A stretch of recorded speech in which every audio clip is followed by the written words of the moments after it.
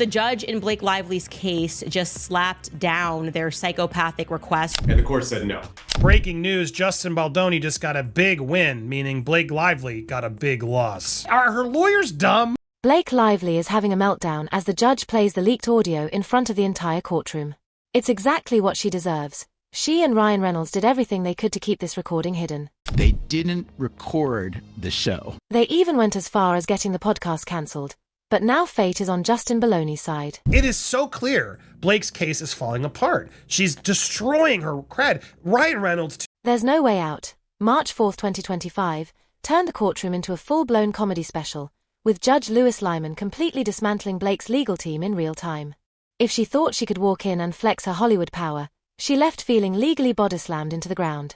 I see a bully a bully attacking somebody. The bully being Blake Lively and her powerful lawyers.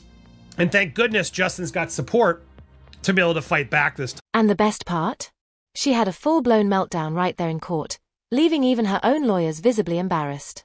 At some point, even they must have realized this case was an absolute joke. You don't want to believe that execs at the very tippity top are being essentially threatened or bullied or coerced or extorted, and by a couple like Ryan and Blake or like Taylor Swift, right? Blake and her team walked in, confident they were about to deliver the final blow to Bond's case, only for Judge Lyman to take one look at their absurd request and hit them with the legal equivalent of "Are you serious?" I mean, how embarrassing do you have to be for a federal judge to openly roast you in court? Your lawyers are stupid. It's like he's like being nice here. He's like, your lawyers are really stupid. But the humiliation doesn't stop there. This legal fiasco is now going public. Thanks to the judge's ruling, the next hearing on Thursday will be broadcast live, giving the world a front row seat to Blake's legal missteps in action. In Baldoni universe, a judge is allowing the internet to join court. Not entirely for the whole court case, but for this Thursday, we'll be sharing live audio, not video, just audio, of what goes down. Honestly, I can't wait to hear the exact moment when Blake finally realizes she's played herself. There won't be any slick PR spin or carefully curated TMZ leaks, just the unfiltered truth blasting through the speakers. This is the level of humiliation she absolutely earned. She thought she could waltz into court demanding absurd subpoenas and rewriting legal history, but instead, she got shut down in the most brutal way possible. Blake Lively obtained all of these text messages through subpoena. Okay, what's subpoena? You can only issue a subpoena if you have an open legal case. So you have to have a valid legal case. I can't just issue a subpoena to, the New York Times. Now, let's consider just how insane Blake's demands were. It's almost impressive how far she pushed her delusion. Her lawyers had the audacity to request 2.5 years' worth of Baldwin's phone records, texts, location data, doctor visits, and who knows what else, as if she were auditioning for the role of a full-time stalker. Judge in Blake Lively's case just slapped down their psychopathic request for 2.5 years worth of every message that Justin Baldoni and Justin Heath and the PR agents have ever sent to everybody, plus location data. We knew that was going to happen. Imagine walking into court with a deadpan expression and asking for 2 years worth of GPS tracking data on someone. Blake, what is this? Are you trying to play the FBI?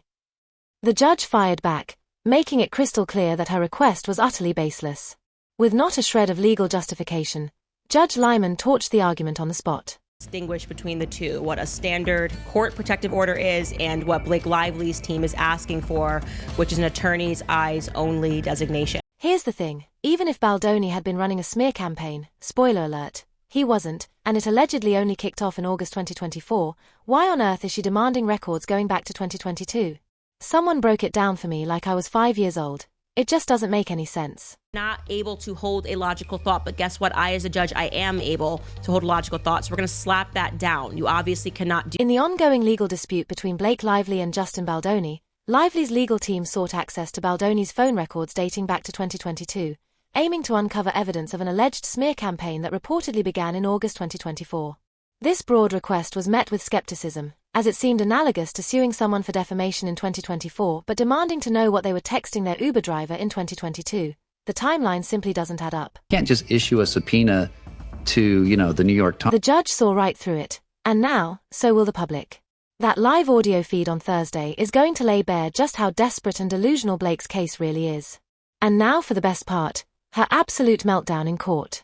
Witnesses say she physically tensed up, started whispering furiously to her legal team, and was visibly shaking as she realized her plan was crashing and burning in real time.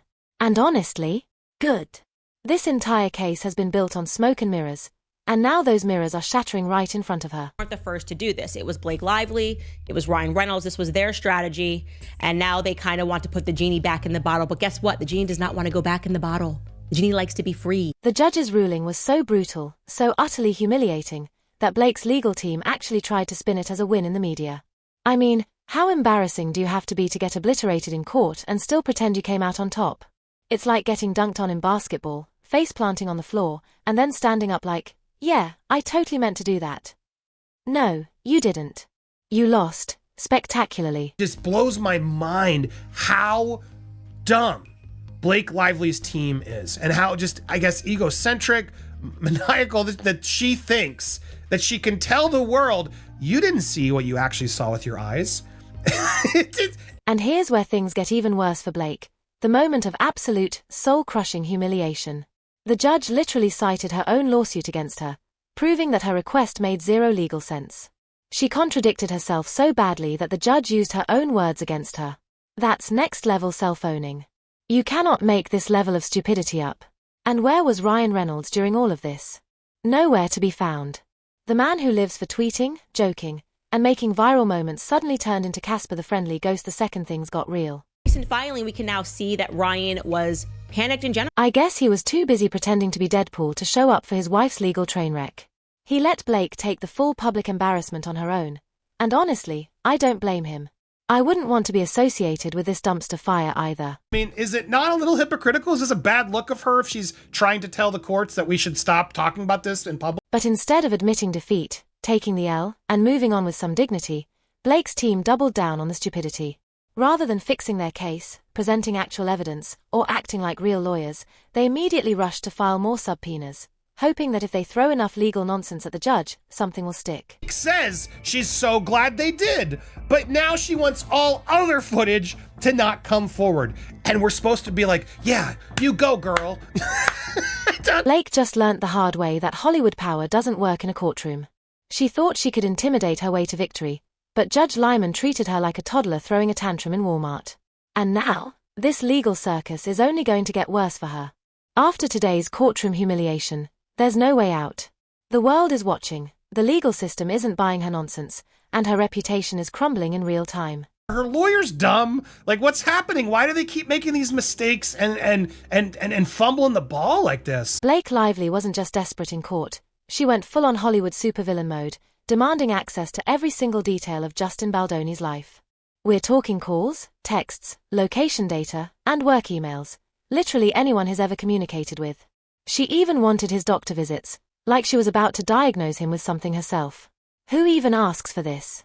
Blake thought she was running a top-secret FBI investigation when, in reality, she was just making a fool of herself in front of a federal judge. And let's be real, this wasn't about getting justice. This was Blake flailing, hoping to dig up dirt on Baldoni that doesn't even exist. She was throwing subpoenas like confetti, even demanding Wayfarer Studios' business records because, apparently, she needed to know what Baldoni was emailing his co-workers about 3 years ago. You did that. You destroyed this man's life rather than wait. Judge Lyman wasn't having any of it. He took one look at Blake's ridiculous request and called it overly broad and invasive, which, in legal terms, is a very polite way of saying, Blake, sit down. You sound insane. She was trying to turn the courtroom into an episode of Homeland, but the judge hit her with a brutal reality check. And even after modifying the request, it still got denied. The judge saw right through her desperation. I mean, that first subpoena, as you pointed out when we talked on our prior show, it was massively overbroad. It basically asked for everything under the sun. And it was crazy. And it was never going to get granted in full. So I'm surprised they didn't back off and try to do a little more tailored at the beginning. And here's where it gets even funnier. The final ruling only granted her access to 4 months of records. Not 2.5 years. Just 4 months. August to December 2024. Blake came in swinging, trying to seize Baldoni's entire digital footprint, and she walked out with scraps. That's what happens when you try to abuse the legal system to play out a personal vendetta. Judge makes a point of like, well, then why do you need 2 years worth? In her own suit, she alleges this campaign started in August. So why the reach for 2.5 years? Was nice to see the judge really sort of acknowledge that. Here, this was the part I'm looking. But oh, it gets worse. Just when Blake thought she could control the narrative, the truth came crashing down on her head. A leaked recording from Ari Emanuel, CEO of WME, just exposed the biggest Hollywood cover-up of the year. Turns out, Blake and Ryan Reynolds weren't just innocent bystanders in Baldoni's blacklisting. They were the ones who pushed for it. This is the audio Blake and Ryan's agent seemingly didn't want you to hear. I wonder if you could tell us about a little bit of a mess that I gather you've been involved in. Oh yeah. I know where you're going with this one. Do you have notes on it? Oh yeah. Those are the two things I said to myself. Ari Emanuel, the same guy who runs WME, the most powerful agency in Hollywood, was caught on tape admitting that he personally fired Baldoni because of Blake and Ryan's demands. Let that sink in. They didn't just sit back and watch it happen. They made it happen. He fired him. I'm a ride or die. That's why he did it. Because he basically said, okay, fine. Yeah, Ryan and Blake, I'm going to go with you. So you did that. You destroyed this man's life rather than wait. And it gets even worse. Because Emanuel didn't even have the basic decency to refer to Baldoni by his real name. He called him Baloney. Imagine getting blacklisted by your own agent, only to find out he mocks you like a middle school bully behind your back. Bad situation that Baldoni, whatever his name is doing. And It's an effed up situation. Whatever, Baldoni, whatever his name is doing. Whatever, he's your client. What a scumbag you are. And just like that, Blake's entire victim narrative is dead. This isn't speculation anymore. This is proof that she and Ryan Reynolds actively destroyed Baldoni's career. This isn't just Hollywood drama anymore. This is a textbook defamation case. How is it possible that one individual can work behind the scenes to influence the minds, the hearts and minds of those with influence in the industry to potentially squash another individual such as a Justin Baldoni? The worst part?